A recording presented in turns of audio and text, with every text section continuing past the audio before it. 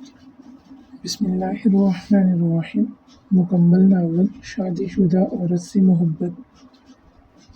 حالانکہ میں فائقہ کے ساتھ دل لگی کر رہا تھا اور سیریس نہیں تھا، بس وہ مجھے پرکشش لگتی تھی تو اسے صرف ایک بار حاصل کرنا چاہتا تھا، اسے بیوی بنانا نہیں چاہتا تھا، بس ایک رات اس کے حسن اور شباب میں ڈوبنا چاہتا تھا۔ مگر وہ بہت سمجھدار تھی، وہ میرے ہاتھ نہیں آ رہی تھی، کبھی تنہائی اور علیحدگی میں نہیں ملی تھی، اس سے ملاقات ہمیشہ اس کے گھر میں ہوتی تھی۔ وہ مجھ سے دور رہ کر مجھے تڑپا رہی تھی اور فون پر اتنی لگاوٹ اور پیار سے باتیں کرتی تھی کہ لگتا تھا وہ صرف میری ہے مگر میری دسترس سے بہت دور ہے۔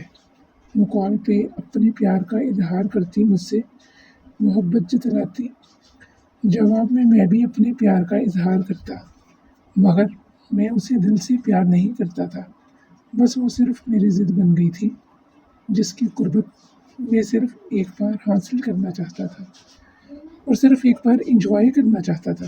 جیسے باقی مرد دوسروں کی بیویوں کے بارے میں ایک بار قربت حاصل کرنے کے خواہش مند اور سوچ اور خواب رکھتے ہیں، میں اسے اکیلے میں ملنے موقع کی تلاش میں تھا، مگر وہ مجھے موقع نہیں دے رہی تھی۔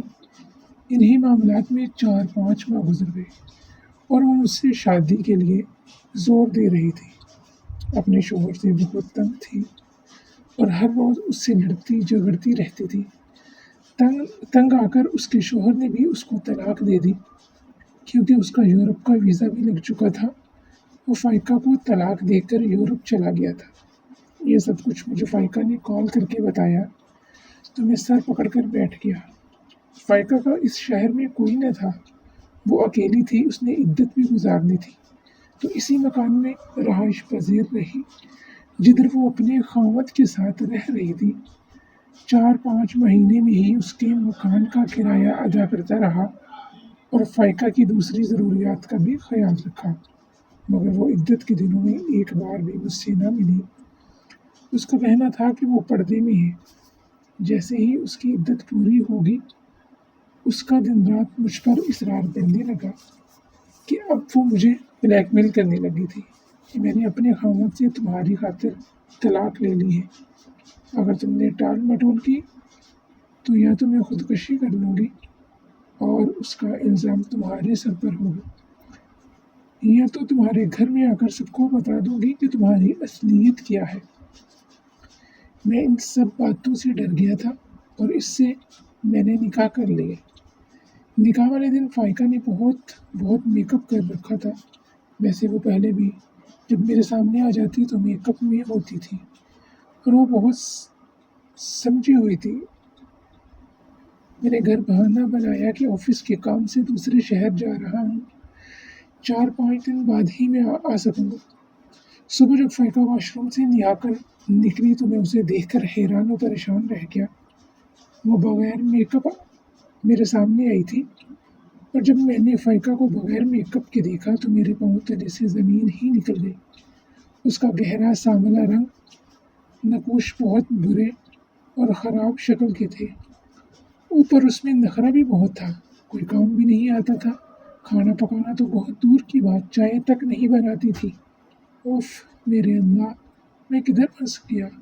یہ تو سب میک اپ کا جادو تھا، ایسا جادو تھا جیسے ہر عورت جب اپنے گھر اور اپنے شوہر کے سامنے پرانے کپڑے پہنتی ہے اور بغیر میک اپ کے ہوتی ہے اور گھر میں گھومتی ہے، صفائی نہیں کرتی، بدن سے بدبو آتی ہے، لیکن جب وہ عورت گھر سے نکلتی ہے، بازار جاتی ہے یا پھر کسی رشتہ داروں کے گھر جاتی ہے تو وہ خوب میک اپ کرتی ہے، ماڈرن کپڑے پہن کر جاتی ہے، اچھی خوشبو والی پرفیوم لگاتی ہے۔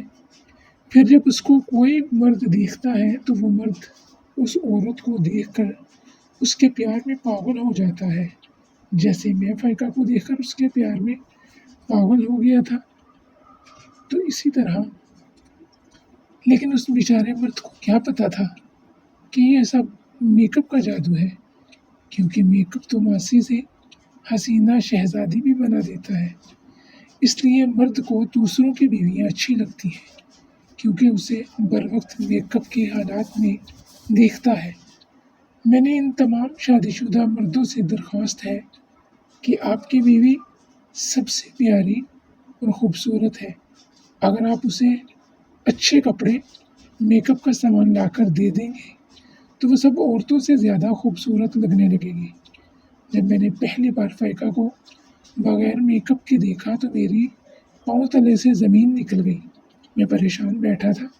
وہ ایک ادائی خاص سے ڈریسنگ ٹیبل کے سامنے کھڑی میک اپ کر رہی تھی اور میں دل ہی دل میں اسے کوس رہا تھا. مجھے کہنے لگی کہ جاؤ بازار سے ناشتہ لے کر آؤ. بہت برا دل سے بازار سے ناشتہ لے کر آیا. اس نے اصرار کیا کہ ہنی مون منانے کے لیے چلیں. میں نے بڑی مشکل سے اسے اگلے ہفتے چلنے پر راضی کر لیا. اب وہ کہنے لگی کہ بازار چلیں. اس نے کچھ چیزیں لینی ہیں. دوپہر کا کھانا ہم نے ہوٹل میں کھایا. ادھر ادھر گھومتے رہے. اگلے دن پھر گھر کی کچھ چیزیں لینے کے بہانے مارکیٹ میں گھوم رہے تھے کہ اچانک میری بیوی مجھے وہاں شاپنگ کرتی نظر آئی. اس نے مجھے دیکھ لیا تھا. میرے پاس آ گئی اور حیران ہو کر مجھ سے پوچھنے لگی کہ ذوالقرنین آپ تو دوسرے شہر گئے ہوئے تھے نا، اب واپس کب آئے؟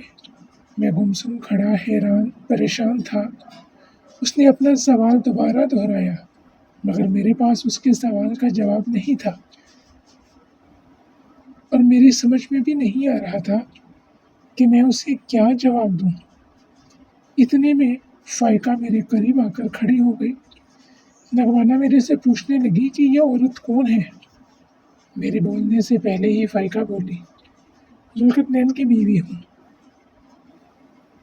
آپ کون؟ کیا کہا آپ نے؟ ہاں میں ذوالقرنین کی بیوی ہوں. پرسوں نکاح ہوا ہے ہمارا. فائقہ یہ بات سن کر نگمانہ ششدر رہ گئی اور حیرانگی سے میری طرف دیکھنے لگی. میں نظریں چرائے جھکائی نظمین کی طرف دیکھ رہا تھا. نگمانہ نے پوچھا کیا یہ عورت سچ بول رہی ہے؟ تو میں نے اسبات میں سر ہلا دیا. اس کے بعد نگمانہ وہاں ایک منٹ بھی نہیں رکی. میں نے فائقہ کو ساتھ لیا اور اسے گھر چھوڑ کر اپنے گھر چلا گیا تو نگمانہ اپنا سارا سامان سمیٹ چکی تھی اور اپنے میکے جانے کے لیے گھر سے نکل رہی تھی. میں نے اسے بہت روکا مگر وہ نہ رکی.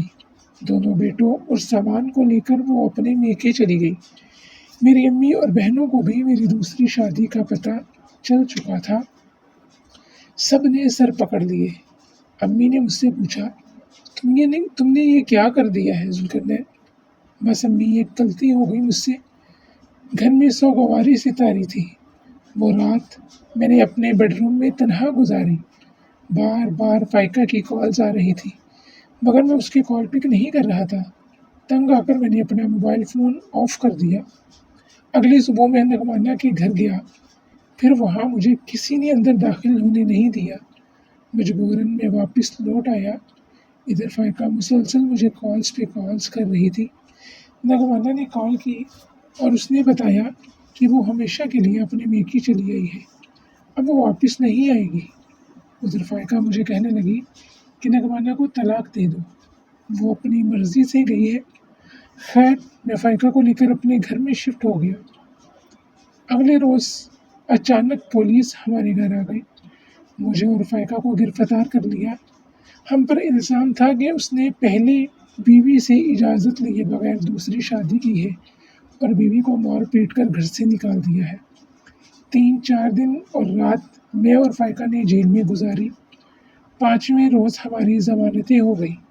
پولیس نے چالان بنا کر ہمارا مقدمہ عدالت میں بھیج دیا.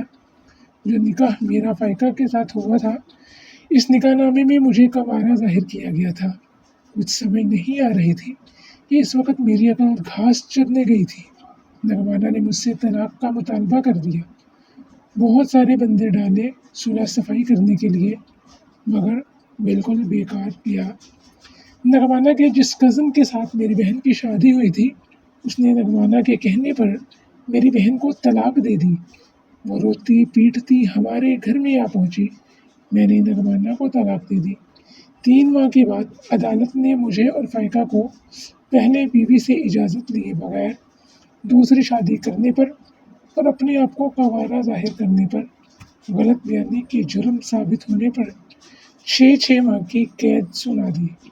ہمارے گھر صفِ ماتم بچھ گئی تھی۔ 6 ماہ جیل میں رہنے کے بعد جب میں واپس آیا تو پتہ چلا کہ مجھے سرکاری نوکری سے بھی نکال دیا گیا ہے۔ اب کچھ نہیں بچا تھا میرے پاس، کار بھی بیچ دی گئی، جو جمع پونجی پیسے تھے وہ بھی سب ختم ہو گئے۔ میری 4 بہنیں جن میں ایک طلاق یافتہ ہے ایسے ہی اپنے گھر میں بیٹھی ہیں۔ نگمانہ نے اپنے کزن سے شادی کر لی کیونکہ نگمانہ اب بھی بہت خوبصورت ہے اور سمارٹ بھی ہے، اور نگمانہ مجھے اپنے بیٹوں کو ملنے بھی نہیں دیتی۔ شکر ہے کہ مکان ہمارا اپنا ہے، ورنہ در در ٹھوکریں کھاتا۔ پیٹ کا دوزخ پالنے کے لیے ایک فیکٹری میں 20,000 ماہانہ تنخواہ پر منشی کی نوکری کر لی۔ گھر میں بہنیں سلائی کڑھائی کا کام کرتی ہیں۔ فائقہ اب بھی میرے ساتھ ہے مگر وہ مجھے ڈائن لگتی ہے۔ اس کی منحوس شکل دیکھنے کو میرا دل نہیں کرتا، اور وہ گھر کا کوئی بھی کام کاج نہیں کرتی۔ سارا دن میری ماں بہنوں سے لڑتی رہتی ہے۔ اللہ نے مجھے پھر اولاد سے بھی نہیں نوازا۔ زندگی بہت مشکل اور تنگی میں گزر رہی ہے۔ میں ٹھوکر کھا کر اس نتیجے پر پہنچا ہوں کہ دوسرے کی بیویاں صرف دور سے دیکھنے کی حد تک ہی اچھی لگتی ہیں۔